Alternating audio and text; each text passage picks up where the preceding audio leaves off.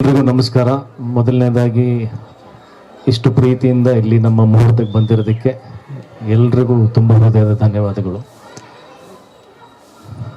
ಈ ಸಿನಿಮಾದ ಟೈಟ್ಲ್ ಇನ್ನೂ ಇಟ್ಟಿಲ್ಲ, ಆದರೆ production number 1 Kiran sir produce ಮಾಡ್ತಿರೋದು, ಬಾಹುಬಲಿ ಅವರು ಡೈರೆಕ್ಟ್ ಮಾಡ್ತಿರೋದು. ಆ್ಯಕ್ಚುಲಿ ಯುದ್ಧಕಾಂಡ ಸಿನಿಮಾ ಶೂಟಿಂಗ್ ಪ್ರಾಸೆಸ್ಸಲ್ಲಿ ನನಗೆ ಬಾಹುಬಲಿ ಅವರು ಬಂದು ಒಂದು ಸಬ್ಜೆಕ್ಟ್ ಹೇಳಬೇಕು ಅಂತ ಹೇಳ್ತಾಯಿದ್ರು. ಟು ಬಿ ಫ್ರ್ಯಾಂಕ್, ಆ್ಯಕ್ಚುಲಿ ಅವರಿಗೆ ನಾನು ಒಂದು ಸುಮಾರು ದಿನ ನಾನು ಕಾಟ ಕೊಟ್ಟಿದ್ದೀನಿ, ಕಥೆ ಕೇಳಿದೆ. ಬಿಕಾಸ್ ಏನಪ್ಪ ಅಂದರೆ, ಪರಿಚಯ ಇರೋವಂಥ ಡೈರೆಕ್ಟ್ರು, ಗೊತ್ತಿರೋವಂಥ ಡೈರೆಕ್ಟ್ರು, ಅವ್ರಿಗೆ ನಾವು ಮಾಡಲ್ಲ ಅಂತ ಹೇಳೋಕ್ಕಾಗೋದು ಬಹಳ ಕಷ್ಟ. ಮಾಡೋಕ್ಕಾಗಲ್ಲ ಅನ್ನೋ ವಿಷಯ ಏನಪ್ಪ ಅಂತಂದರೆ ಅವ್ರ ಮೇಲೆ ನಂಬಿಕೆ ಇಲ್ಲ ಅಂತಲ್ಲ. ಬಿಕಾಸ್ ಅವರು ಅಸೋಸಿಯೇಟಾಗಿ ವರ್ಕ್ ಮಾಡಿದ್ದು ನೋಡಿದ್ದೀನಿ, ಸಿಕ್ಕಾಪಟ್ಟೆ ಟ್ಯಾಲೆಂಟೆಡ್ಡು, ಸಿಕ್ಕಾಪಟ್ಟೆ ಹಾರ್ಡ್ ವರ್ಕರು, ಸಿಕ್ಕಾಪಟ್ಟೆ ಪ್ಯಾಷನೇಟ್ ಆಗಿರುವಂಥ ವ್ಯಕ್ತಿ. ಸಿನಿಮಾ ಸಿನಿಮಾ ಸಿನಿಮಾ ಅಂತಲೇ ಇಷ್ಟು ವರ್ಷ ಓಡಾಡ್ಕೊಂಡಿದ್ದಂಥ ವ್ಯಕ್ತಿ.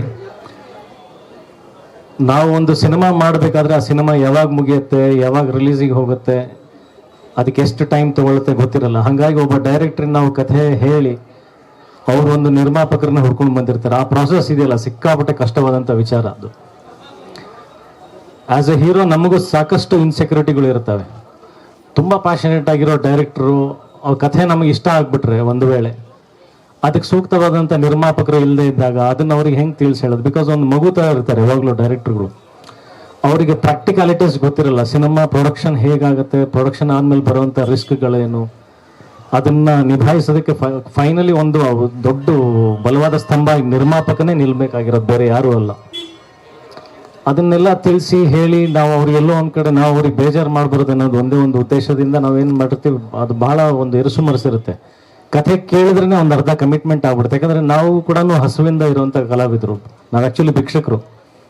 ಒಳ್ಳೆ ಕಥೆ ಬರಲಿ ಅಂತ ಬಕಪಕ್ಷಿ ಥರ ಕಾಯ್ತಾ ಇರ್ತೀವಿ. ಒಂದು ವೇಳೆ ಇಷ್ಟ ಆಗ್ಬಿಟ್ರೆ ಬೇರೆ ಆಯಾಮಗಳು ಸರಿ ಹೋಗಲಿಲ್ಲ ಅಂದರೆ ಹೆಂಗಿಲ್ಲ ಅನ್ನೋದು, ಹೆಂಗೆ ಬೇಜಾರು ಮಾಡೋದು, ಇದು ನಮಗೆ ದೊಡ್ಡ ಸಮಸ್ಯೆ. ಒಂದಿನ ಬಿಡುವಲ್ಲಿದ್ದಾಗ ಆಮೇಲೆ ಫೈನಲಿ ಬಾಹುಬಲಿ ಅವರ ಹಠ ಹೇಗಿತ್ತು ಅಂತಂದರೆ, ಒಂದಿನ ಮನಸ್ಸೋತು ನನಗೆ ತುಂಬ ಎಮೋಷ್ನಲ್ ಆಗಿ ಬಂದು ಕೇಳಿದೆ ಕಥೆನ. ನಾನು ಆಗಲೇ ಅಂದ್ಕೊಂಡಂಗೆ ಸಿಕ್ಕಾಪಟ್ಟೆ ಇಷ್ಟ ಆಗೋಯ್ತು. ಸಿಕ್ಕಾಪಟ್ಟೆ ಅಂದರೆ ಸಿಕ್ಕಾಪಟ್ಟೆ ಇಷ್ಟ ಆಗೋಯ್ತು. ಅಂದರೆ ನಾನು ಯುದ್ಧಕಾಂಡ ಓಕೆ ಹಿಂಗಾಗುತ್ತೆ, ನನ್ನ ಕ್ಯಾರೆಕ್ಟರ್ ಈ ಥರ ಜನ ಇಷ್ಟಪಡ್ತಾರೆ, ಇದಾದಮೇಲೆ ಯಾವ ಥರ ಸಿನಿಮಾ ಮಾಡ್ತೀವಿ, ಒಂದು ಕನ್ಸ್ಟ್ರಕ್ಷನ್ ಲೆವೆಲಲ್ಲಿ ಇರ್ತೀವಿ, ಅದು ಬಯಸದೆ ಬಂದ ಭಾಗ್ಯ ಥರ. ಓಕೆ, ಈ ಸಿನಿಮಾ ಆದಮೇಲೆ ಈ ಥರದ್ದು ಒಂದು ಕ್ಯಾರೆಕ್ಟರು, ಈ ಥರ ಆಯಾಮಗಳು, ಒಬ್ಬ ಪರ್ಫಾರ್ಮರಿಗೆ ಪರ್ಫಾರ್ಮೆನ್ಸ್ ಮಾಡುವಂಥ ಎಲ್ಲ ಲಿಬರ್ಟಿ, ಅಂದರೆ ದೊಡ್ಡ ಗ್ರೌಂಡ್ ಇದೆ.